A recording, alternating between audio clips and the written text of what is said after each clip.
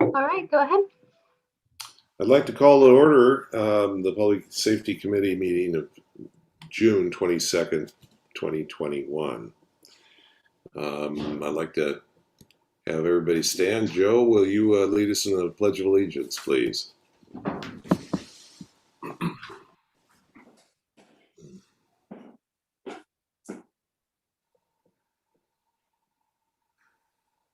Sorry about that. I pledge allegiance to the flag of of the United States of America, to and to the republic for for which which it stands, one nation, one nation, under God, indivisible, indivisible, with liberty, with liberty justice, and justice for all. for all.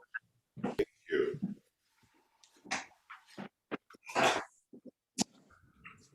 Mr. Tanian, to call the roll, please. All right, Committee Member Leffler, Aye. Committee Member Walsh, Aye. Vice Chair Janis, Aye. Chair Bercuda, and I note that our non-voting members, actually, as I say that, it looks like Chief Capo Bianco Hey. is now. And, How are you guys? Good. and Pledge of Captain Allegiance. Manhart and Captain Malat are not with us yet, but if they do join us, which I don't believe Captain Manhart will be, I will note that. Great. Wonderful. Okay. We're going to have a presentation by Jay Ward. Let me introduce Jay. Jay's a 19-year professional staff member of the Orange County Sheriff's Department. He holds the title of Senior Emergency Management Program Coordinator. He is currently assigned to Investigations and Special Operations Command and is a principal with the OC Alert Mass Notification System. I've asked Jay to give us a rundown of the OC Alert program. Jay, thank you for joining us today. Thank you very much for having me here. I'm always happy to come and give a pitch anytime I can. I've been the program manager for Alert and Warning for the last 2.5 years. Part of the duties of that is managing the Alert OC system. Alert OC,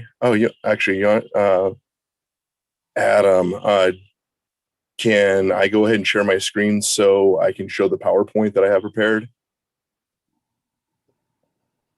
Let's see. I am putting that up right now. Okay, perfect.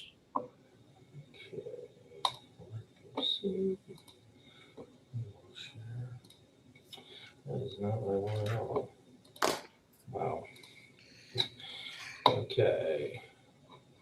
Let's do this.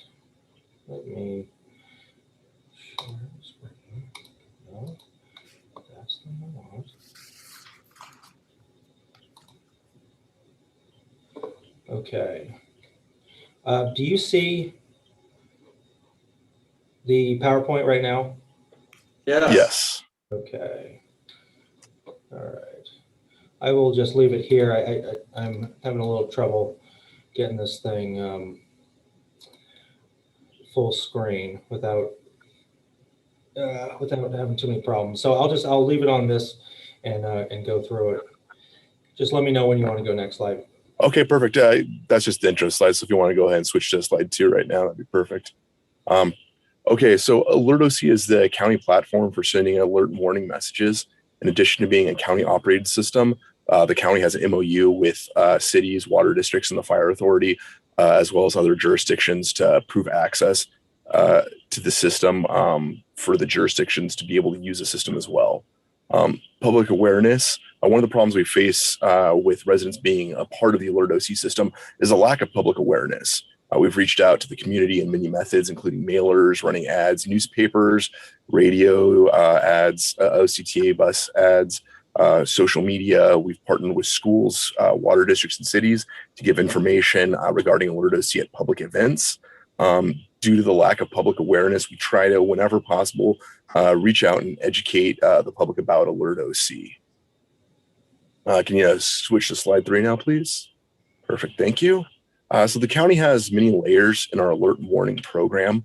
Alert OC is just one of them. In order to ensure the public is reached and life safety information is disseminated in a timely manner, we incorporate any and all tools at our disposal.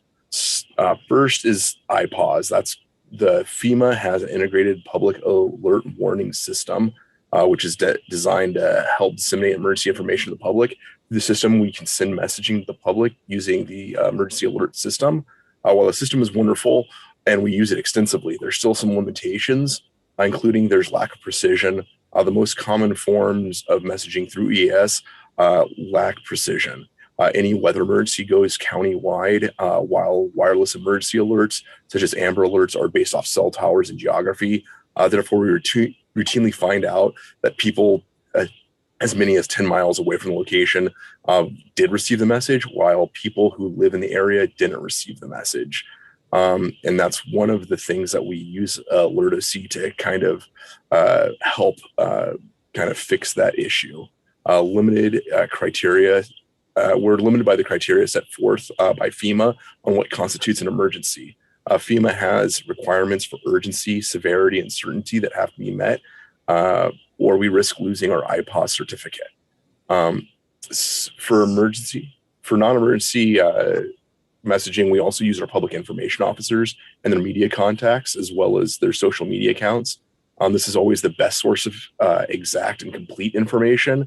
So if we have the time, we always like to reach out through the PIOs and have them use their contacts correctly. AlertOC is an opt-in system that uses 911 data for the county to be able to supplement and enhance our other forms of notifying the public. Slide 4, please. Perfect. So AlertOC allows residents to opt in to be able to select up to 5 static locations. In the wireless emergency alert system, it just targets all the cell phones in the area.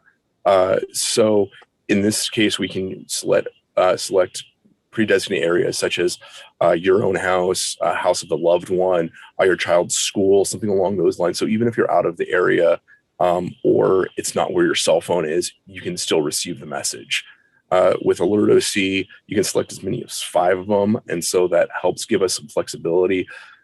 So we're not worried about exactly where that cell phone is located.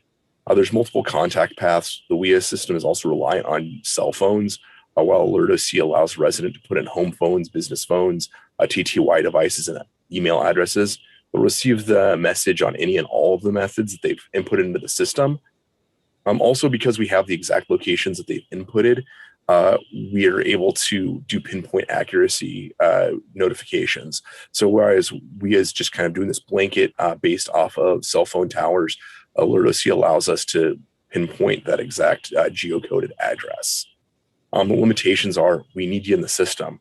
With the WIA message, it automatically goes to any cell phone in the area, while AlertOC only gives us the contacts that are in the system. So if you're not there, we can't get a hold of you. So moving forward, we're always looking for ways to increase our registration in the AlertOC system.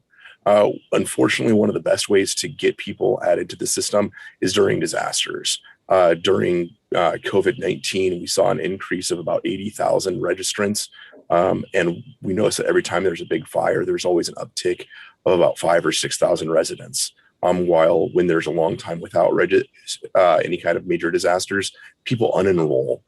They get tests or they don't think the system's doing anything for them, and so they unenroll from it. So we're always looking for ways to kind of increase that public awareness, keep it in the forefront of people's minds so we don't see those fluctuating numbers as well. Can we move on to slide number 5 now, please? Perfect. So for activating the AlertOC system, the jurisdictions that have the authority to do it are basically, I mean, obviously the city of San Clemente can, but so it's the water districts, the fire authority, there's all sorts of county agencies such as social services that utilize it, as well as the water districts. As far as the persons who have authority, that's limited even within those organizations where to public safety personnel, such as the fire chief, police chief, or the city manager. Anyone from the city can request an activation of the system, such as if you do have an employee that's driving by, sees a fire, and they think that, hey, people might need to be notified, because we do have a 24/7 point of contact at the Sheriff's Department at Control 1, and that's overseen by the department commander for the Sheriff's Department, who's one of those persons that have authority. So if they call that 24/7 point of contact, they'll be able to send that message out on behalf of the city, even if it's not coming directly from one of the persons that have authority. However, if there is time, we might send them back to, hey, it's a fire, contact the local fire agency, contact your local sheriff's department, make sure that you go through the proper channels if it's not something that needs to be done immediately. And then program manager support. So that's me. Since I run the system, anytime anyone reaches out to me with something that they need done with the system, whether there's training, questions, concerns, reach out to me anytime. At the end of the presentation, I'll give you guys my cell phone number, my email address. Anytime you guys have anything you need, let me know. I'll be more than happy to help you out. Can we go on to slide number 6, please? Planning and coordination are key for making systems like AlertOC work. We have pre-scripted messages and templates. I have an example of one of those on the slide from the bonfire, where since we knew once it had already kicked off, we were able to start pre-scripting the messages so they were in there. It makes us so that we can send the messages as soon as possible, and we're not delayed, because it normally takes about 5 to 10 minutes, to send the message out once we're notified. So if there's a fire evacuation that's going on from the time that I get the call to the time the message is sent, it's anywhere from 5 to 10 minutes. But if we can kind of expect certain things, we can get it set up, and normally it takes only about 1 or 2 minutes when we're able to pre-script it and get it ready to go. We have polygons for pre-identified areas, such as the evac zones. So most of the cities, including all of the cities with the Sheriff's Department, they're all divvied up into evacuation zones. And so that way we don't have to worry about selecting the exact area. The fire authority can say, evac zone 1 or evac zone 2, and we can go ahead and just select that shape and send it out. We can establish groups for cross-jurisdictional coordination, especially down in South County. I know that there's a lot of coordination between the cities because very little happens in Laguna and Niguel without it impacting their neighbors. So we can establish groups in the system so that when we do send out a message on behalf of San Clemente, or you guys are sending out your own message, you can also select a group just to automatically notify your neighbors. That way you don't have to worry about trying to contact them through other means as well. Slide 7, please. So whenever we send any kind of messaging through AlertOC, we always get frequently asked questions from the public. So I just put up a couple examples of those just so that you guys are aware of what they're going to be. We always do a test plan every year. And whenever we do the plan for our test, when we do it, we include a list of frequently asked questions for the AlertOC system in there. And if you guys are interested, I can send you the whole test plan. But these are kind of the ones that come up the most because people always want to know about what types of messages, and we're only sending out emergency messages to the public. While the system can be used internally for different things, like I know the fire authority does it for overtime and things of that nature. As far as what we're going to send to the public is only emergency messaging. They always ask if the AlertOC system will call numbers outside the Orange County area codes. The answer is yes. We have people from Canada, Mexico. I think we even have one number from China in there that the system calls out to. And will AlertOC system work if I have a call screening on my phone? Absolutely. There's some, depending on the technology, there are some that do screen it out, but it's few and far between because the number is registered as a county number, and it is a legitimate phone number that calls back to either the hotline or emergency management. So there's definitely a number attached to it, and it doesn't normally get screened out. What precautions are taken to protect the contact information? People are always really cognizant about their personal information and want to make sure that it doesn't get out. There's a company that we contract with called Everbridge that is the one that actually kind of provides a technical backbone for the system. And they have policies and procedures in place, all their safety measures for their servers. And so far, there hasn't been any breaches. And we make sure that we're using secure connections whenever we're uploading or downloading information to the system. Slide 8, please. And that's my information. I go by Jay. My real name's Harmon, but I'm Harmon John Ward IV. And so if you yell Harmon at my family gatherings, there's too many of us. So I go by Jay, but that's my email address and that's my phone number. It's my desk line, but I always have it forwarded to my cell phone. So I'll normally answer that pretty much no matter where I'm at. Do you guys have any questions for me? Oh, Nick, it looks like you're talking, but I can't hear you. This one. I have one. It's regarding Neighborhood Watch. Absolutely. How does that interface with Neighborhood Watch, and do you publicize that? Because that sounds like a shoe-in for that. So we have done presentations at Neighborhood Watch before, but we don't, as far as I know, unfortunately, like I said, I took over it about 2.5 years ago, and most of that time has been spent during COVID. So I've never actually personally met with any of the Neighborhood Watch groups. But if you guys do have like a San Clemente Neighborhood Watch organization that or email address list or something like that you guys have, I would love to reach out to them. Thank you. Anyone else? Jay, let me ask a question. So just so I have it right, that you have to enroll in this to get the alert, right? That's pretty simple, right?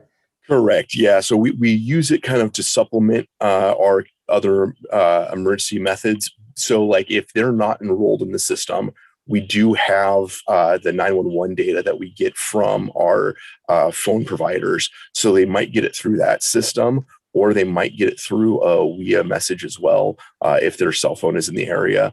But as far as making sure that if they want to get an email or if they want to go to their business line or something like that, they have to be enrolled in the system because we're not going to get that number any other way. Do you do any enrollment drives? Is that a thing that you would do? Or? Yeah. So actually, we were actually just talking to, I'm trying to remember which city it was. Was it Lake Forest? That they're they're one of the only cities doing the night out this year. And so they were asking if we wanted to go there. So we will have a booth there, and we'll sign up anyone that's there, or we'll hand them the flyers for them to have the information in the future. So we do enrollment drives whenever we can. Right before COVID hit, we were over at the schools, making sure that that flyers were sent home with the students. So hopefully the parents would get it through that method.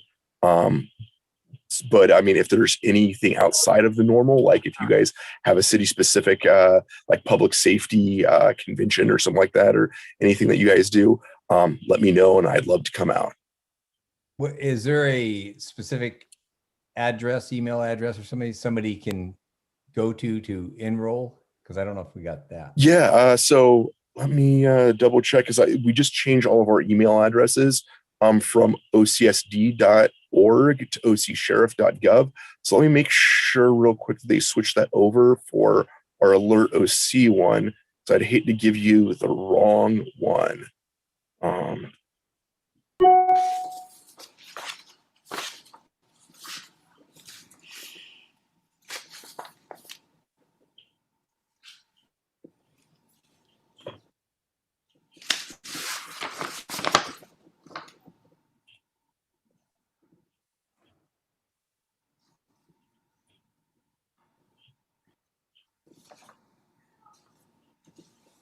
Yeah, it's alertoc at ocsheriff.gov. Okay, thank you. Sure, no problem. Anyone question? Okay. Hey, Jay. Yeah. Yes. Yeah, help me out a little bit. Sometimes we get Megan alerts and stuff like that. Where's that come from? Or flash flood. Where's that come from? So that's part of the EAS system. So that goes back to the FEMA. So the FEMA iPause, their system is set up that there's the wireless emergency alerts, but there's also the NOAA, the National Oceanic Association. I forget exactly what their acronym is, but they also have access to that system as well. So all of that goes back to the EAS kind of setup. And so when you're getting the flash flood, tornado warnings, any of that stuff, that's actually coming through FEMA. So Nick brought up a good thing about talking about neighborhood watch. We're trying to develop our neighborhood watch program again to, where we can get a lot of people involved again.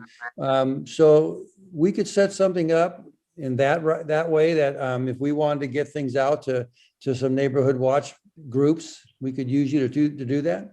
Oh, absolutely. Yeah, and if you want, also I have some kind of pre-set up flyers and things like that. Actually, Adam, would I be able? Because it's showing the share the screen button. Can I, if I click on that, will it actually work? I don't want to hijack the meeting. No, it will not. Okay. However, if there's any additional information you want to share, I can make that available to the committee or the public. The Public Safety Committee has a web page on the city's site that I can provide links to and additional information. Perfect. Yeah. What I'll do is as soon as I leave this meeting, I'll go ahead and send you. We have some flyers that we send out. And so that way, if you want to just send that out to anyone that's part of the neighborhood watch, it has kind of all the information. It's a little one-page cheat sheet, about Alert OC, as well as kind of how to get people registered and all of those things. But if you do have like a specific community meeting that you want me to come to, I'm willing to do that as well. Yeah, I think I'm thinking more in line. And once we develop our program and get members, we'd like to have them all be enrolled in that. That would be a real good avenue for us to get word out.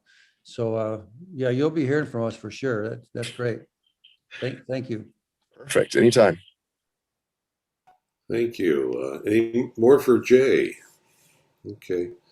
Jay, you can see that we're enthusiastic about the program and other ways of communicating emergencies or routine stuff or whatever we need to have. Because we know that communications is a key element in any room the government has, disaster especially. So appreciate your insight on that thing, and like our members are saying, well, we're certainly got your phone number now. Perfect. I'm glad to hear that, actually. So thank you so much for having me. Yeah, well, thank you. Now, you can stay along or you can bail out if you like. Oh, I'm going to bail out, but thank you for the invite. Yeah, you're quite welcome. And thank you again. Choice. Good. All right. Next order of business is our minutes. We need to approve the minutes from our last regular public safety meeting of May 25th, 2021. I would like to make a motion that we pass the minutes from the May 25th meeting. I have a motion. Second. I have a motion and a second. Gary. Oh, aye. Oh, yeah. I thought you wanted to discuss. Okay, raise your hand if you want to approve. I think we've got it. Adam, you got it there? Yes, sir. Thank you. Okay, the next one is oral and written communications. Do we have anything to report there, Adam? We have not received any written communications from the public this week or for this week's meeting. I apologize. Got it. Reviews and recommendations. Anything on that the committee has? Or if Adam has one. No? Good. Seeing none. New business? Any new business to attend to? Not right now. Then we go to each business. I'll start off with communications preparedness project update. As you can see, I'm scheduling these presentations monthly, Hopefully next month we'll have the city's disaster preparedness coordinator join us and know what they're doing and how we can help with the program too. I have not met with any stumbling blocks yet. Everybody's out, so good news on that front. Homeless product update. Who'd like to handle that one? Yes, I want to present, this is basically the PowerPoint presentation that was presented to the City Council last week, where the sheriff's new Behavioral Health Bureau. And I will do my best to describe what's going on in it. So, but I am borrowing it from him. So Captain Manhart it was not able to be here today with us. So Adam, are we good to put that on? Can everybody see that? Yeah. Okay. All right. Just So when to move forward. okay, so in essence, what the Sheriff's Bureau has done is combined, taken the homeless liaison officers out and created a new bureau which will incorporate the mental health experts and the former homeless liaison officers. And ultimately, what they're looking to do is create a professional, collaborative, and appropriate response to mental health calls for service with the aim of better connecting people with services and reducing recidivism. So we can go to the next slide. Yeah, so they have what it comes under this Behavioral Health Bureau is the Crisis Intervention Team, the Mental Health Response, and the Integrated Services. So this takes all these separate areas and puts them under one bureau so they can have a more coordinated response. So we can go to the next slide. So the crisis intervention teams are the officers. And so as you can see here, 100% of the sworn staff is going to receive 16 hours of the training, and 25% of the advanced crisis intervention team will receive 40 hours of training. So let's move on to the next slide. So here's what they've done with each thing. The homeless liaison officers, they've redefined all their roles and their deployments now. And the psychiatric emergency response team, you can see that they've overhauled their model on that, and they're incorporating a case management, and they're really expanding how this will work in the Orange County Sheriff's patrol areas. They will have reviews each week, and so it will call for evaluations and referrals into all these case managements and how they're doing, how the responses are going. So they see it as a molding type of process that it will change as they analyze how they can best respond with how things work and don't work. So they're not real caught up into one particular model on this.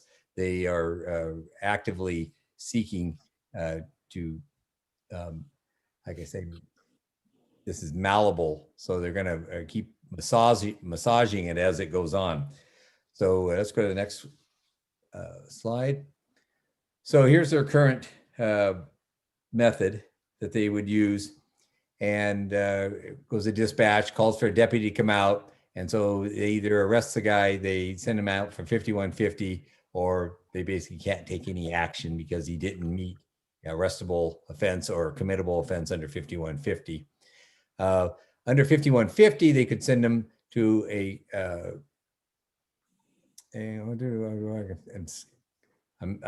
acronyms are losing me right now. The crisis assessment team, I believe, was the CAT. The psychiatric facility is the other one. I can't think what the L stands for. So this is at the current model. They're going to the next slide. And you can see the next slide, they the dispatchers who are also trained are going to be trained in analyzing the proper response for this will either send it to certain Orange County links, such as the Orange County Health Department, or they'll send it for a call for service, depending on how the call comes in. The behavioral health liaison will come out, or a co-responder team so a deputy with a mental health expert along with them will come out, and then you can see that it just kind of comes off of there and going through an algorithm of what needs to be done. And so this is where it, like I said, it gets a lot more complicated, but it starts molding more to what the individual need is rather than just go through a simple 5150. So let's go to the next slide. So this is their integrated service where they will be using the Orange County Health Agencies, the other systems that are available out there, like the System of Care, Be Well, Care Plus programs. And so the Sheriff's Department will have all these through their homeless outreach, their mental health response teams, and using updated training. And also they will be connecting with people in custody to see that they get mental health services. So in an effort to stop what they call recidivism, and a kind of a cycle where they go into jail and they come out and they have the same problems and they wind up getting back into jail again. See if mental health intervention can stop that. So next slide, please. And again, like I said, they're going to be doing major performance through evaluations on the program. And the hope is to create, like I said before, a professional, collaborative, and appropriate response to mental health calls for services. So I think that's the end of the slide. Thank you. I think this is a real positive step forward. This is what most cities and jurisdictions are beginning to trend towards, is to take mental health crisis as a non-criminal aspect and treat it that way. So again, a lot of this is just beginning. There's a lot of funding available for this, and that's what's really kicking off a lot of this. So we'll have to see how it all works, but I think it's a positive step forward. So that's about the best I can say about it, but I'm glad the sheriffs are being forward-looking on this. So good for them. Good job. I can't answer a lot of questions because I'm simply, I heard it, like you're hearing it. And so if Captain Manhart was here, then maybe he'd be able to field a few of the questions. Does anyone know if we have any psych facilities that they could take people to, or I haven't heard of one around for a long time. I am not aware of where those psych facilities. I know there are some county psych facilities. I am not aware of where all of them are. Some of them are located within hospitals. I know St. Joseph's Hospital has a mental health facility. I just don't know where all of them are. I know that Councilman James asked about how does that work with our homeless outreach officers now that they've been rolled into another bureau and aren't specifically assigned here. And I didn't get a clear answer on that. It didn't really strike me as that. But anyways, like I said, I wish Captain Manhart was here because he maybe be the question better. But I do know that question came up, and I'm not sure I understood the answer well enough to spit it out right now and then have somebody come back on me and go like, hey, wait, that's not right. Because I don't want to say that. So I don't want to commit myself on that one. But anyways, that's all on that program. The other part of the homeless update is, as all of you may be aware, the city voted to eliminate the homeless subcommittee that Rick and I sat on. So we won't be doing that anymore after August. The other part of all that for homeless updates is that we still have what I will boldly declare is the largest homeless encampment south of Orange, down here, just south of our border. And because it actually sits in state land, because the state's leasing it, technically belongs to the Marine Corps, but the state does lease it from them. Primarily, most of the encampments are along in there. There have been motorhomes parked along some of the streets on Cristonitos and on Camino, just south, and I mean talking literally feet south of our city borders. So the folks that live in these encampments, they don't travel 25 miles south to San Diego County, which is the county that they're technically in, but they travel a couple hundred yards north to be to Orange County. I mean, in the city of San Clemente areas. It is these are encampments that do affect us, and we should be doing some kind of coordinated effort with the state, both Caltrans and the state parks, and with the county, San Diego County sheriffs, to eliminate these camps. Nick walked some of these camps with me last week or 2 weeks ago, and he can tell you that they're definitely there. So, And on top of that, I would recommend going in there unprepared for little critters called ticks. They're you don't want to do that. I mean, take our word for it. They're there, and they're happy to be there, and it's interesting, very interesting. But watch yourself if you go walking down there. It's for that. Thank you, Gary. okay. Anything, Rick, on that? Yeah, I just wanted to add just a couple of things briefly. And one of the things too is we eliminated CityNet and hired Carly, is it Hunter, Adam? Isn't her last name Hunter? Okay, Carly Hunter. And she's our homeless outreach person employed by the city. Had a couple of opportunities to run into her at North Beach when she was doing some interventions. And I think she's going to be outstanding. How effective in the long run, we don't know, because, you know, as we know, most of our homeless in the city are service resistant, but she's really trying hard to identify the players, which she already really has. After 2 weeks, she kind of knew all the regulars. She was working hard to get them services or trying to figure out what they really wanted to do in the city. And her personality and her demeanor just seems to be perfect for the job. So I'm really optimistic on that. I'm much more optimistic than ever was with CityNet or FAM. So I think that was a great hire. The other thing I just wanted to clarify on this, the homeless subcommittee. I know a couple of you probably didn't have the opportunity to hear our last homeless subcommittee meeting, but it was very, very energetic. I will say a lot of things we talked about. And then both Gary and I spoke at the last city council meeting and alluded to some of the issues there. And I think we were both quoted actually in the newspaper.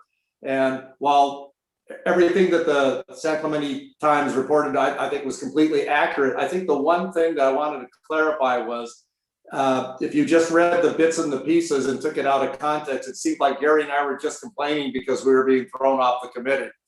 And that's really not the case. Certainly we would like to continue with that on the committee because we think it's beneficial. But I think the main thing and I won't speak for Gary, but my main issue is that they're removing the public safety component from this committee. So there'll be no public safety voice in going on in the future when the homeless committee gets put back with public affairs or human affairs, I'm sorry. And that what concerns me also is they say that out of the 7 people on that committee, they're going to require that at least 2 people have homeless experience, whatever that means. And it'll just be interesting to see what that looks like when they finally form that committee. And so while I understand I don't understand completely, but they're combining committees and making them smaller. I still think that it's a mistake to remove any public safety experience component from that committee. And my mind will never change on that. So I just wanted to clarify, while we seem disgruntled, it was mainly because of the concept of the committees. And we think that the committee regarding the homeless would be better served if there was a public safety component. So that's that. That's it. Anything else on the homeless? All right. Legislative review. Gary, anything on? There's always tons of things going on legislatively, but there's nothing that really is going to affect us here in the city directly that's been passed yet. There's a lot of bills out there. There's a lot of threats of different things. But it's as far as a public safety component, no. But there's plenty of bills that will probably affect San Clemente if they pass, but not really the public safety side of things. A lot of things just have to do with the decertifying of police officers and such like that. But as I say, a direct impact on the city of San Clemente, there's nothing that would affect us that way. So. Got it. So, committee members, it sounds like with the legislative review that this legislative season, there's not going to be a lot for the committee to discuss or maybe recommend council take any particular action on. Just for streamlining our agenda, if you would like, I can remove that item from the monthly agenda, and as things come up, committee member Walsh, maybe you can just contact me to put something on the agenda so that it can be discussed. Otherwise, I can leave it on as a standing item. But it seems like this legislative season, your review has not brought up anything that requires any specific action. Yeah, that's correct. Yeah, either way. I mean, really, it can go either way. You leave it on there. I can just say nothing to report, or we can, always put it on there as needed. So. Okay, either way is fine. It's actually the easiest just to leave it on. So I'll leave it at that. All right. Good. Neighborhood Watch Project update. Anything, Joe? Yeah, Rick and I met, and phase 1 of our part of this is that it's just about done now. We've determined our geographical areas. We developed an organizational chart also. Adam, do you have that by any chance? The organizational chart, is that a Word document? No, yeah, I sent that to you. Did you get that or not? Was that a couple weeks ago? About 3 or 4 days ago. I don't believe I've received anything from you in a week. Okay, all right. Well, anyhow, it was just a chart that showed the city council, down to the city manager, to the program coordinator, and then it branched off to the district chiefs and to the block captains from there. So that's pretty much done, but Rick and I talked, it's getting about the time that we appoint a program coordinator. And we thought maybe it should be someone in the city, but then we talked a little more, and we didn't think it has to start out being someone in the city. And Rick is contemplating about being that program coordinator until things get going. Adam, do you have any thoughts on that? I think that direction is absolutely fine. As we discussed in the past, there is council direction to provide some staff support for this particular item. in terms of implementation. So if and when that becomes necessary, we can have that discussion and identify somebody in the city that can do that work. But I think this is a great direction to start with. Okay, I'll get that organizational chart that we drew up and I'll get it out to all the members. Now, phase 2, we had talked and it's going to be to create a website and possibly a Facebook page. Rick, you want to talk a little bit about that? You're more. Yeah, actually, I started the page idea. My wife was supposed to be helping with that, and then she decided to run for planning commission, and she was doing a lot of research and things for that, and so our Facebook page got sidetracked. And now that she's been appointed to the planning commission, now she has some time to help me make that Facebook page. So I think the Facebook page is going to be important to get the word out. Certainly, I talked to Sean Raimondo, who writes for the San Clemente Times, and he said he's willing to give us some space for kind of a public service announcement and a launch in the newspaper. I'd like to go back and make sure I still have that JPEG of the big overall map, because I think that would be nice to have in that launch in the newspaper to give people an idea of the structure. Also, I'm interested when you go to the Public Safety Committee portion of the city website, Adam, is there a way where if people are interested or want more information or want to volunteer, or is there some way where there'll be a link on that part that they could be directed somewhere else? Is that possible?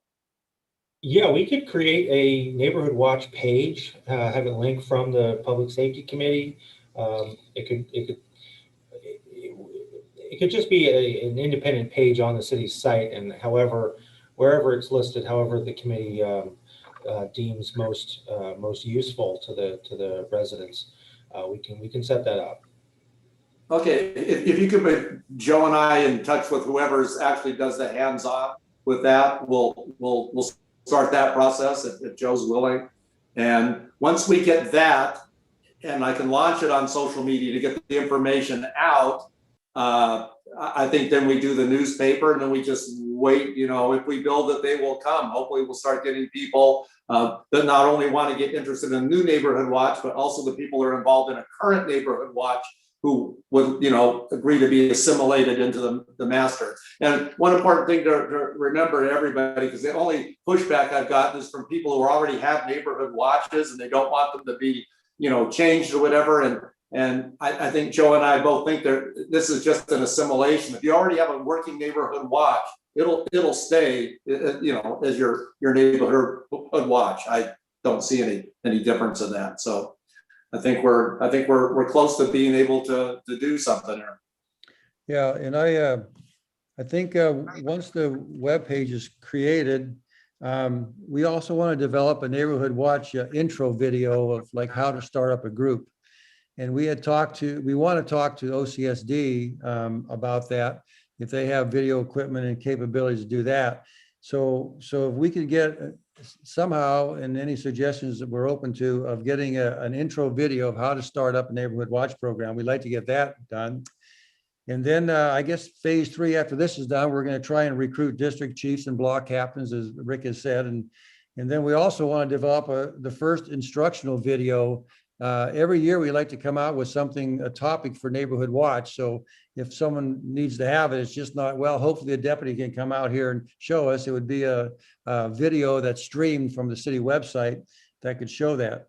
So that's the kind of stuff we're working on now. And once we get that all in line, then we want to advertise and launch the program. That was pretty good, Nick, that you brought up Jay about Neighborhood Watch, because once people sign up for that, that's something we could definitely get their name into that list. So anyhow, that's where we are right now. And I think we're way in front of the schedule. I think our plan was just to have the structure set up this year and also the geographical areas. But now we're already getting into the website and the Facebook page. And so yeah, we're on our way, but a lot of moving parts here. We're just trying to work them out.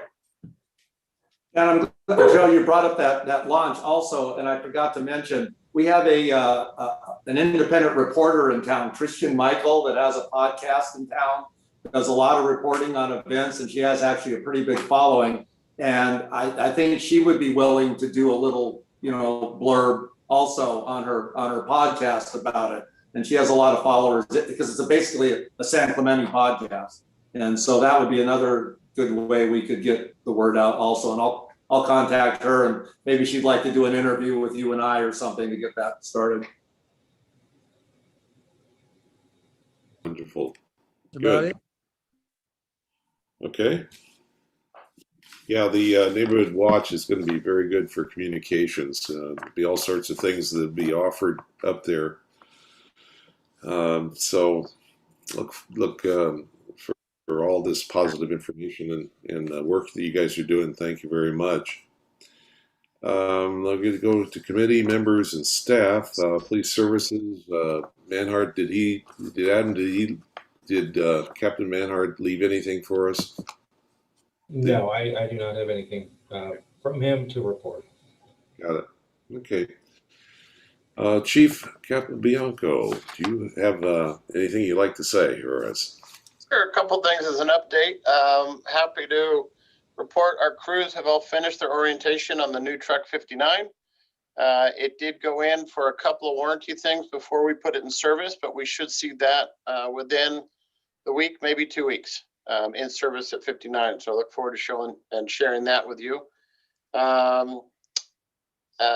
As we've seen the warm weather, I know we've been a little bit of marine layered down on the coast, but we have had a couple of vegetation fires starting up.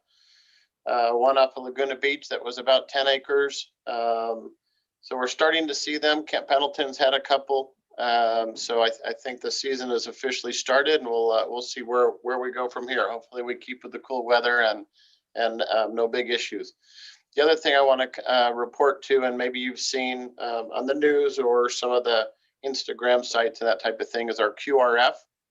Our QRF program is in the second year. QRF stands for Quick Response Force. Last year, it's a partnership, public-private partnership that we have with Edison, understanding that San Clemente is not in Edison's service area, but this helicopter will be available for response to anywhere within Orange County, including San Clemente and the areas adjacent to San Clemente. Edison has reached an agreement last year. We had a CH-47, a large Type 1 helicopter, carries 3,000 gallons of water. Our helicopter, in comparison, carries 350 gallons. So these large helicopters can drop tremendous amounts of water. Edison last year had stationed a helicopter in Orange County. It was stationed out of Los Alamitos Air Force Base. And that helicopter is put there to respond to anywhere in Edison's rural area, as well as adjacent areas that can threaten Edison's areas. Last year, Orange County had one. We went through the season and kind of learned how to utilize this. This year, what we've done is it has expanded to that QRF, Quick Reaction Force. And what it is it's 3 helicopters. One, once again, here in Orange County. There's another one up in LA County, and a third one is in Ventura County. So as we get a normal vegetation response, like we had one earlier today, once again in Laguna Canyon, turned out to not be anything, but that helicopter is placed on the initial response, and that will happen in the San Clemente area as well. That helicopter from Orange County will respond on initial attack. Edison pays for the standby of the helicopter, the crew, as well as the mobile retardant base that is attached to it. As the crews respond, we have the ability to pull a request for the Quick Reaction Force, which is all 3 helicopters with a command helicopter as well as the mobile retardant base. The cost for that, there is a cost once they get airborne. That cost does not get passed on through the city. That cost is taken over by the incident. So the city will not see an additional cost.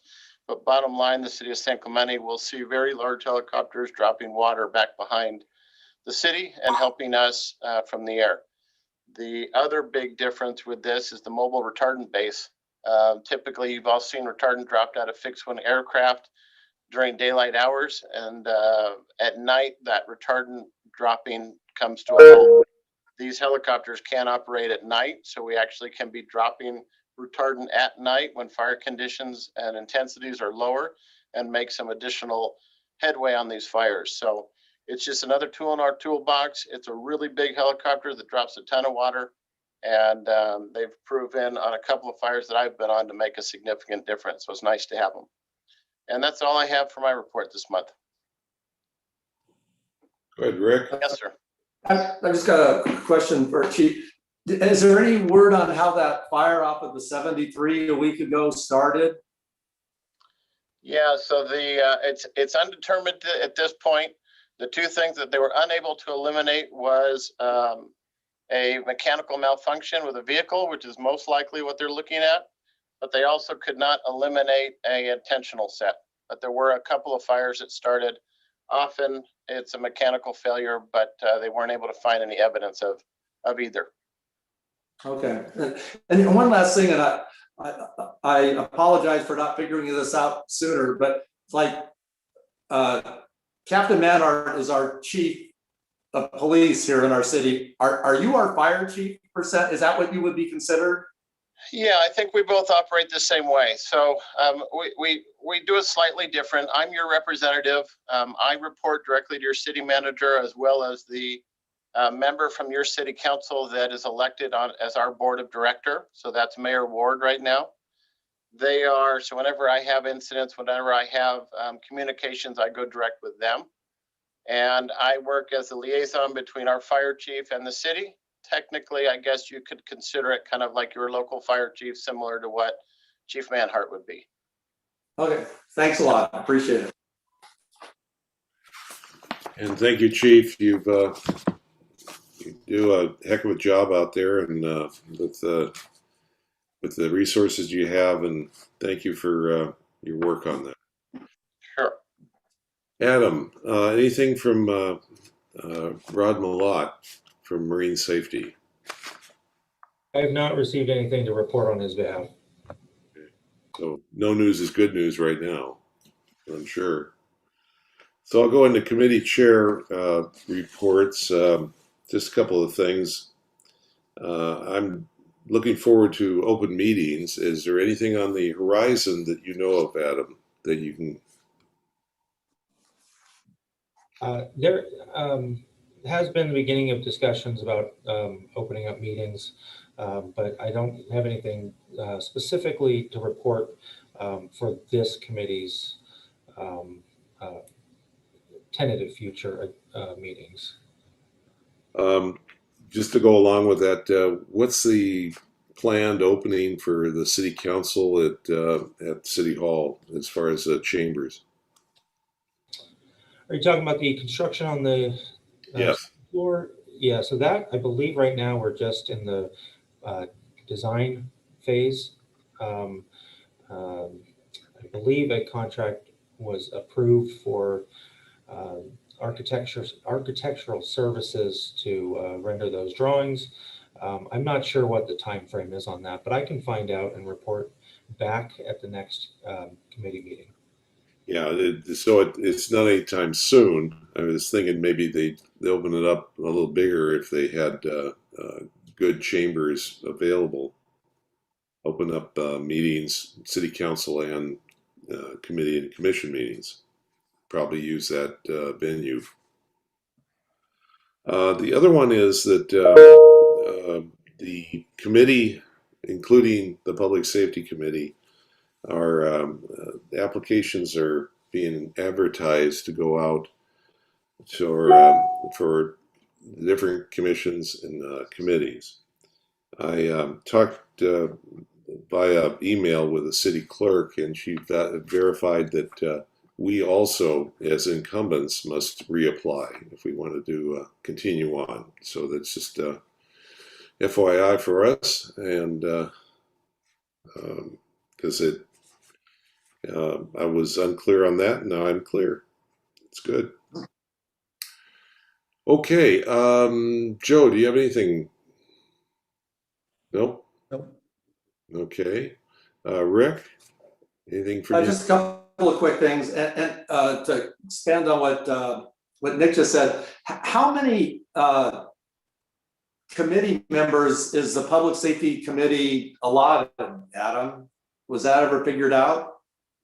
Yes, there are 5 voting members and initially 1 non-voting member being Captain Manhart. That has been since expanded to 3 non-voting members, including Chief Capobianco and Captain Malott. Oh, perfect. Okay. And the last thing, I had an opportunity to chat with our city manager, Eric Sund, after the last council meeting. And it was really beneficial because I had spoken at the council meeting about some lack of communication between the city manager's office and some of the committees. And we chatted, and one of the issues was that some business people downtown had been complaining about was that the one bench in front of the old San Clemente Hotel had not been retrofitted, and it was an old wooden back bench and was in an alcove, and it was a place where homeless were congregating and camping. And I believe Mr. Sun when he said he wasn't aware that hadn't been taken care of.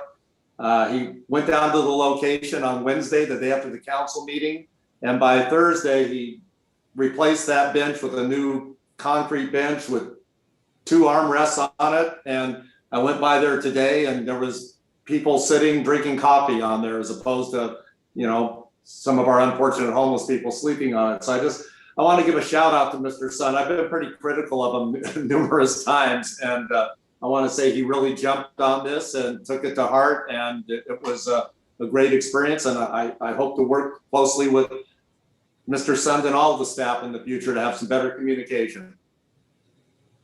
Good job. Good. Thank you. Gary, do you have anything? No, everything's good. Okay, good. All right, city staff, Adam.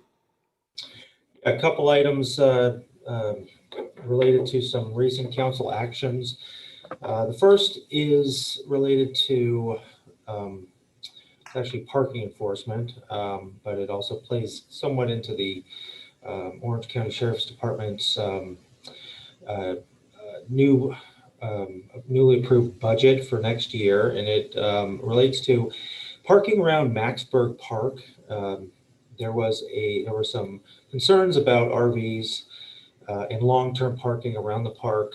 The council directed staff, specifically community development and Orange County Sheriff's Department staff, back in November of last year to look into some options for addressing those parking issues. That took some time to get to some viable solutions that were presented to council last week, and at their meeting, they approved a revision to the parking directly around Maxburg Park to designate it for the park's use. So it will be closed between 10 p.m. and 6 a.m. Captain Manhart discussed having the CSOs, especially there's a new CSO position, along with the park rangers, addressing that area at night. So that's an update. The Public Safety Committee, can request more information on the CSOs and their specific plan for addressing parking issues. I know that there have been we have worked with OCSD on a few parking related issues over the last year, either at T Street at night, and then there was also some issues down by the municipal golf course. So there's some future opportunities for parking enforcement from OCSD, which will be nice. And then the other item is an update on a review that the Joint Homeless Subcommittee and the Public Safety Committee did related to shopping carts and the storage of personal items on public property. The council considered the recommendations by the subcommittee and the committee last week as well, and the council requested that staff bring back an ordinance related to shopping carts, specifically the discussion that the two committees had related to providing authority in the municipal code to allow city staff to address people who have taken shopping carts from local businesses. And as far as the personal items on public property, they requested that staff bring back some more discrete options for how that would be dealt with. So I will be working with the city attorney's office on that, and that will be based on the council's summer schedule, probably their August meeting. We're anticipating the July meeting being pretty impacted due to the canceled first meeting. Excuse me, the first meeting in July has been canceled, so the second meeting that will be held will probably be a heavy agenda. So with that, that is my report. I can answer any questions that you have. Otherwise, I have nothing else. Yeah, I just have one question. When you work on that massaging of that, what the ordinance might look at, will we have a chance to see that before you send it to council? Yeah, I mean, I can bring that back. The council asked for it rather quickly, so well, I don't know that we have. I could bring back I could bring it back in the July meeting of the Public Safety Committee. Yeah. I was, even if we don't, you could just email it. I just would like, if any of us have any comments we'd like to make on it or suggestions, maybe, before it's turned in. It's not like we, I mean, however you think that might look, that's all. Yeah, because this is a committee, I would feel better if we do committee business at a public meeting. One of the issues for the council was the redefining of exigent circumstances. This is a litigious issue, and we want to make sure that the city is well protected in all of our enforcement actions. So I would rather have any discussions on this especially that involve an appointed committee be done in a public forum. So what I can do is absolutely bring back, and I'll post it ahead of time, but some additional options, and I'll look into some what more other cities have done as well. So yeah, that won't be a problem at all. And yeah, in the meantime, when you're talking to Scott, could you bring up just the basic vehicle code? I think 22,500. I want to say E, but don't quote me on that. Where it's blocking of a sidewalk, because I listened to the council meeting, and I know I'm concerned about also not just if it's blocking some people's property is blocking a transformer or something, but what about just blocking the sidewalk where somebody in a wheelchair has to go out into the street because it's already addressed in the California Vehicle Code? Could you kind of get Scott's feedback on that also? Because we might already have some codes that we can already enforce, maybe. Speaking more like the code compliance or park rangers, if they have that authority. Yeah, I can, and actually I can speak to that a little bit now. We have had this discussion with the Orange County Sheriff's Department in the past, and they need a victim to enforce those sections of code. And so just somebody that is creating a situation where there may be a quote victim in the future is not enough for them to take action at that time. The municipal code has some, I would say, has some codes that are a little bit more generous. However, we take a conservative approach when it comes to this particular issue, as we do not want to we do not want to, don't want to infringe on anybody's rights, and we definitely do not want to find ourselves on the wrong side of Martin v. Boise. But I will definitely, this will be a part of the discussion that we have with the city attorney's office.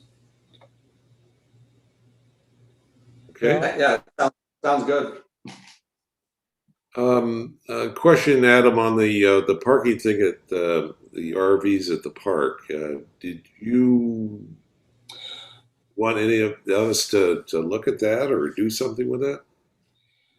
No, that's just information I'm providing. I'm reporting kind of on two things. One is the increased presence from OCSD on to deal with parking enforcement. The budget had an additional CSO, and there was some discussion both at the budget workshop and at the last council meeting about having being able to address additional parking enforcement issues. The Orange County Sheriff's Department's work is entirely within the purview of the review of the Public Safety Committee. If the committee, is concerned or would like more information, they can request that from Captain Manhart. But thank you for actually bringing up the parking thing one more time. I did want to say that the around Maxburg Park, the city will be installing signs that inform people of the allowed parking hours, and then we will also be sending letters to the residents in the neighborhood, letting them know about the change. But effectively, the parking will not be allowed between 10 p.m. and 6 a.m. And even though it is parking, it's parking for the park. We do not regulate what people. We don't regulate that people have to use the park to park at a parking lot associated with the park facility. So residents can and parents of school children can still park around the park during the day. Just between 10 p.m. and 6 a.m. it will be a no parking area. So just continuing on with that, somebody who is a resident around the park has a friend or an extra car they need to park. They can't park at the park overnight is the thing. They'd have to park it on the street or in their own driveway or garage. They would, yes. Okay. Yeah, nobody would be able to park at the park between 10 p.m. and 6 a.m. So it's the park is closed between 10 and 6. Yes. Right. Yeah. Additionally, this actually will help with enforcement. Maxburg has unfortunately been the site of a couple gang-related incidents over the years, and removing parking directly adjacent to the park will create better visibility of the park. So that's going to be an added benefit as well. Are you saying you're removing the street parking also from 10 to 6? That's the only parking. So there's the park does not have any off-street parking associated with it. We're talking about all the parking that is on the inside curb adjacent to the park. All of that parking is designated for the park, and it now, as consistent with other parks in the city, parking lots are closed during the curfew times associated with those parks, which most of them are 10 to 6. Some of them, like the beach, are midnight to 4 a.m. Oh, that's what I'm getting at. Down on T Street, that's what it is. And we have campers parking a lot down at T Street. We got complaints all the time about it. And at Maxim Park, you're saying it's only the parking lot, the parking spots inside the park, or also on the street next to residents is also going to be 10 to 6? No, the ones on the resident and school sides of the street are those are not affected. So It's people just could, the ones on the interior perimeter.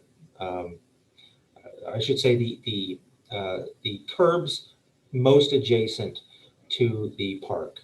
so they're going to maintain their same parking hours, but it's just within the park is going to be 10 to 6, you're saying? Yes. Okay. Yeah. Yeah. And then, as far as T Street goes, as I mentioned, that's another area where the new CSO position will be addressing those areas as well. I was hoping Captain Manhart would be here and be able to talk and report on the parking enforcement plan a little bit more, but the committee is more than welcome to request that information from Captain Manhart.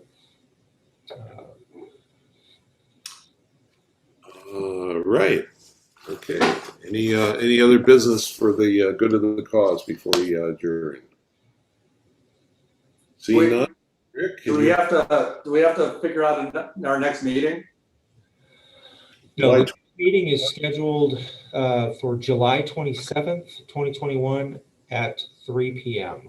Okay, they're always at 3:00. That's how we reschedule them. Yes, yeah, the fourth Okay. Tuesday of the month at 3 p.m. We need an adjournment at this point. Can I ask you real quick? Is July the 27th when they're having the interviews for the committees, or is that earlier? That's a great question. Something about that sounds right. I think the 27th and the 28th, was that? Yeah, I think I heard that at the meeting. They went for a couple of different dates, but it seemed like those were going to be used for interviews.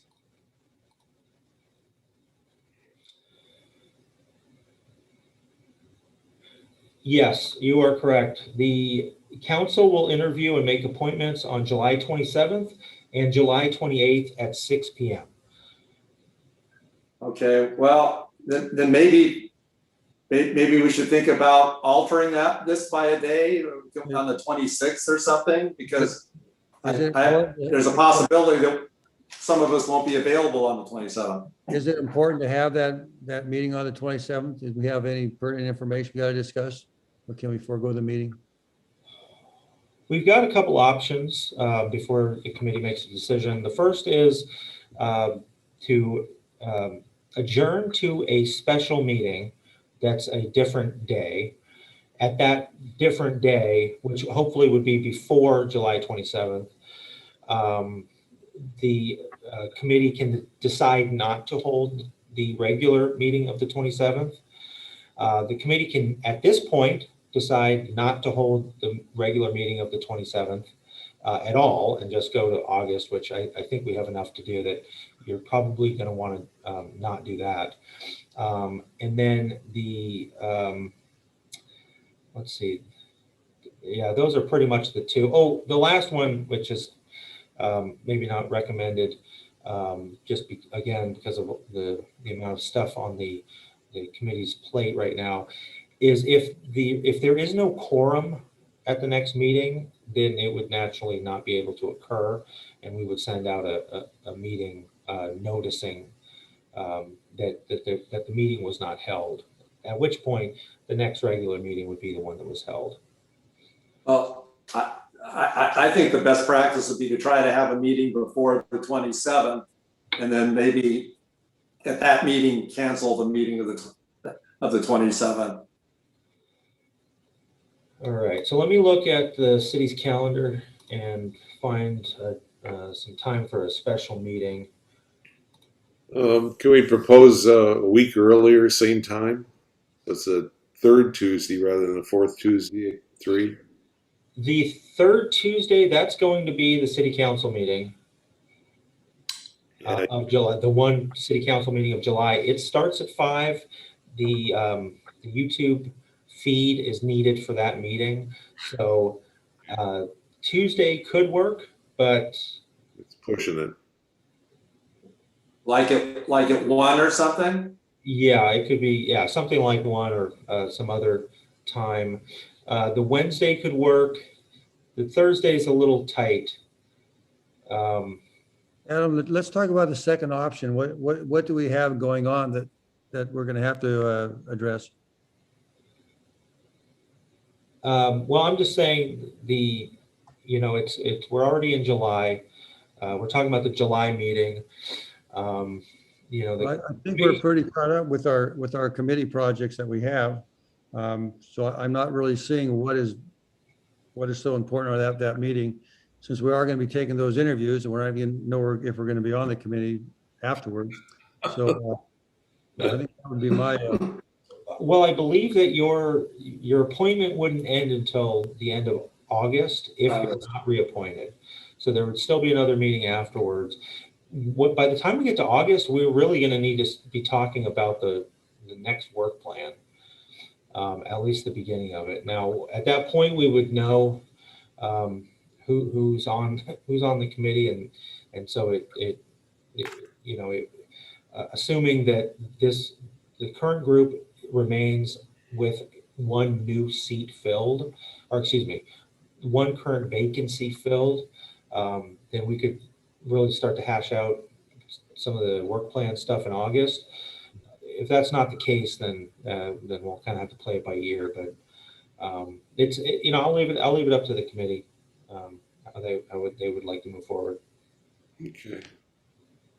Anybody have a hot burning issue of let's consider what we need to do for next month?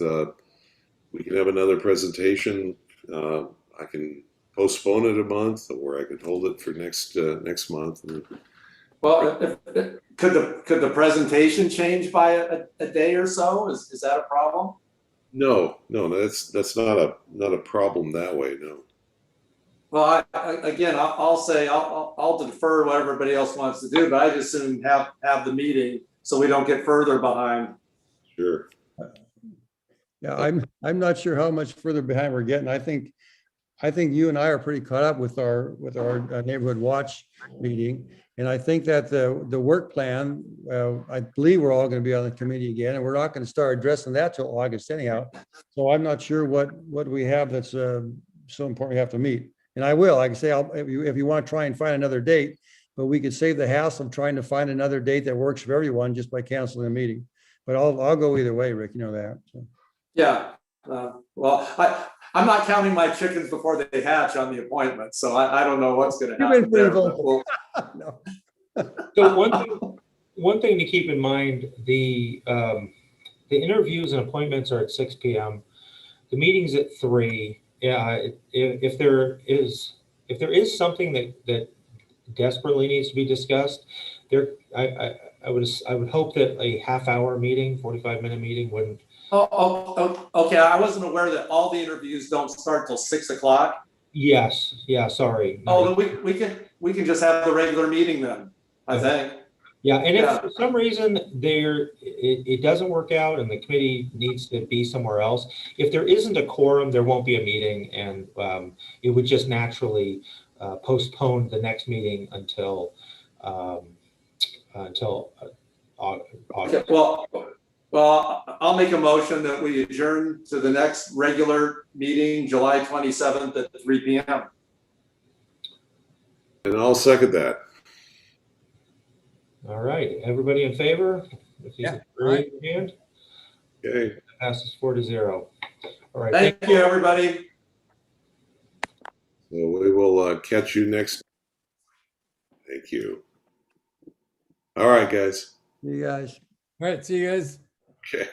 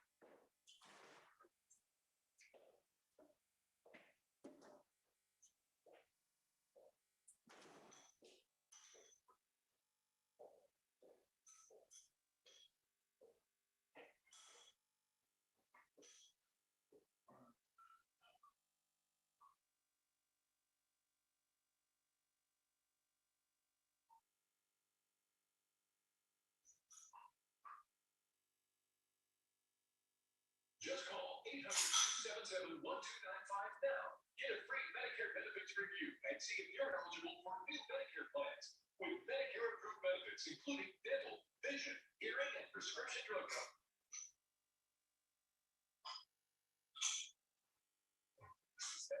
To Marco Morgan, weekday mornings on CBS2 News. Want justice? Go to judgejudy.com. Like us on Facebook and follow us on Twitter. Why don't you, with the few brief minutes that I have remaining, I didn't explain to me why you think this man owes you $2,000? Because it's her vehicle and she knows the condition of her vehicle. And for her to allow me to get into the defective steering, driving with defective steering and risk my life and everybody else's life that's in the vehicle and around me on the road, I believe that's the reason for my cover suit. Is for her knowingly allowing me to Before I crashed you, I actually would entertain that application from your estate. But since you're not and you're here, the case is dismissed.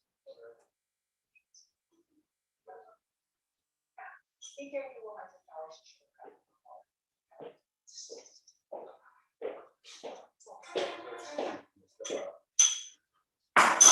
See you in a moment. And on the next judge.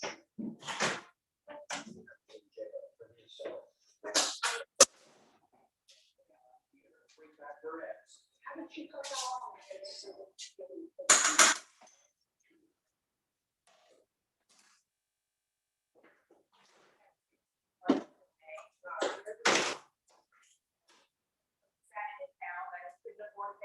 They can't get down her vehicle for me.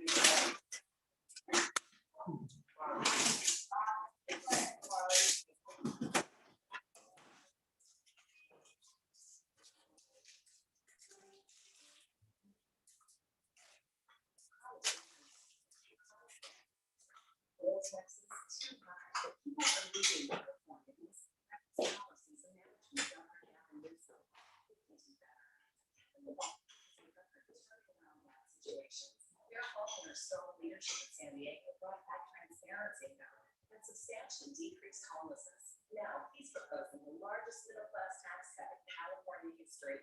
Leadership, that's what California needs. Kevin Falcon for governor. WSS has been highly serving and supporting our communities for more than 37 years. WSS has thousands of styles of the top name brands, all at the best value. From small, WSS has shoes, backpacks, or caravan. WSS offers the largest selection of shoes and accessories. Don't forget, when our rewards program is special benefits.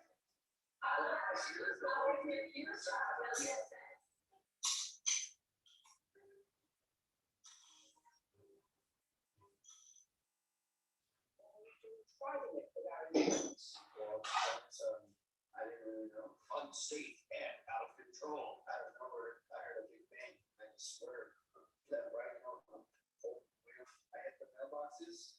I swear to the left again. And an unseen victim is born. Your car hit a dog. I killed a dog. Hi guys, and every single business here is a mom and pop shop that has struggled like many others to stay open. And today, the LA City Council at City Hall, just a few blocks away, did something huge for the merchants here on Olvera Street. Since 1930, Olvera Street has been a Mexican marketplace that caters to locals and tourists. Like other marketplaces in the city, the pandemic took its toll on the family-owned businesses here. A few didn't survive. The ones that have received a huge break from the Los Angeles City Council. It took a few seconds for them to forgive the merchants' rent for the first 6 months of the year. My goodness, it's huge. I mean, the city has really helped us for this last year to be able to maintain ourselves here. A lot of families have several generations, 3, 4, 5 generations of merchants. My dad started here in 1930, so for us, it's huge. I mean, this is home. On a Tuesday afternoon, there were some visitors to the historic marketplace, including the Moreno family visiting from Chicago. They told us they were concerned that maybe Olvera Street didn't survive the pandemic. They're happy it did. This was one of the things we were most looking forward to, seeing Olvera Street and small businesses. We're worried, but we're happy still here. This help is great. That's why we came here to LA, to Los Angeles, so they can learn about their roots and the culture. Not having to pay back rent for the first 6 months of the year is huge. However, what about the rest of the year? The Merchants Association explains that businesses will still struggle to pay rent because tourism hasn't rebounded yet. We're still here, we're still open. We should be having hopefully our events maybe by the end of this year. We're hoping to have our Dia de los Muertos come back. So that's going to be really nice to have our procession and have our art walk and everything.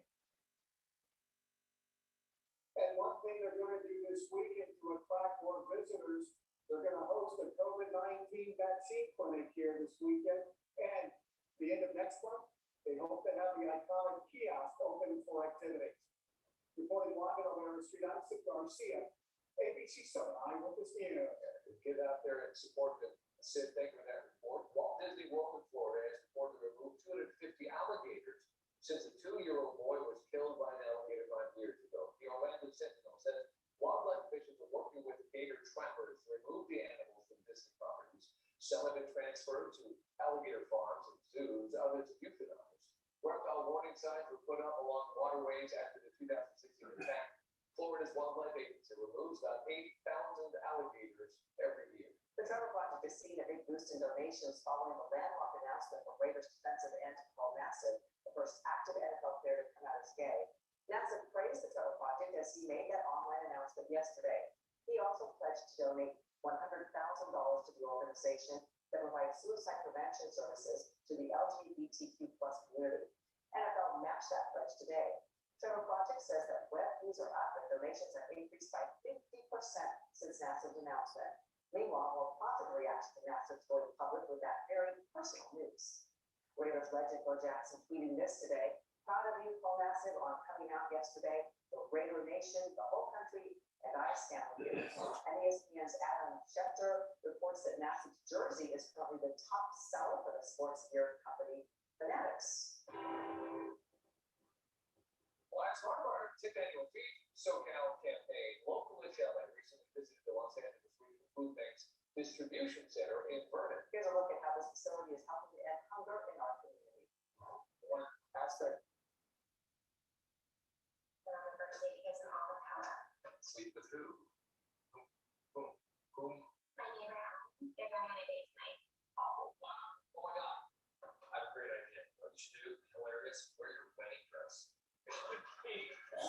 Great icebreaker. Oh, yeah. Do it. Probably just for this. Really? Okay. Well, word of advice about that topic. Let us improve. Any message you want me to relate to Jim? Oh, okay. You got that? Okay, I'll write it down.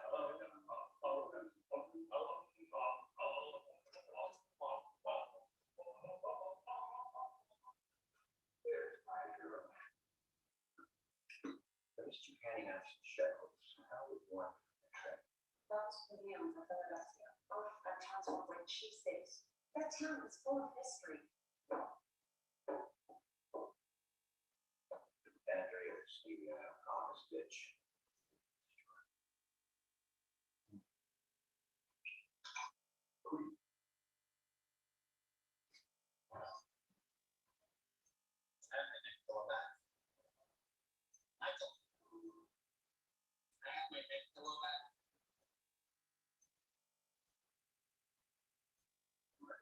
Hey, Josh, how you doing? There he is. There's the trader. Where are you? The crocodile. But my son returns. I was shocked when he told me he was transferring to Stanford. It's like the fire. You don't leave your brother behind.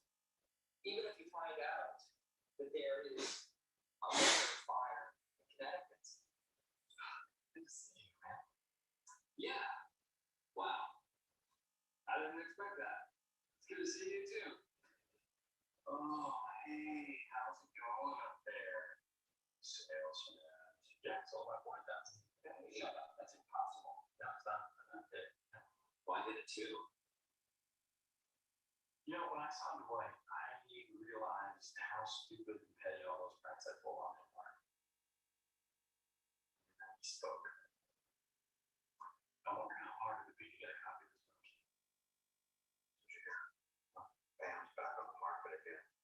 assistant. If I weren't engaged, I would so get that.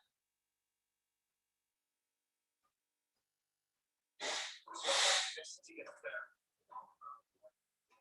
See so much. So sure. This is Michael, salesman. And it's for what you know, the branch is orchard grass. I look for a place in the sand. All checked in? Yes. Great, let's dump our stuff and we got down there and help out. Okay. Jen. I think we need to set some ground rules. 800 pounds. Carol. Today, so nothing can happen between us and the convention. Stick with me. Thank you. Thanks so much for all this. Hey, no, I like that.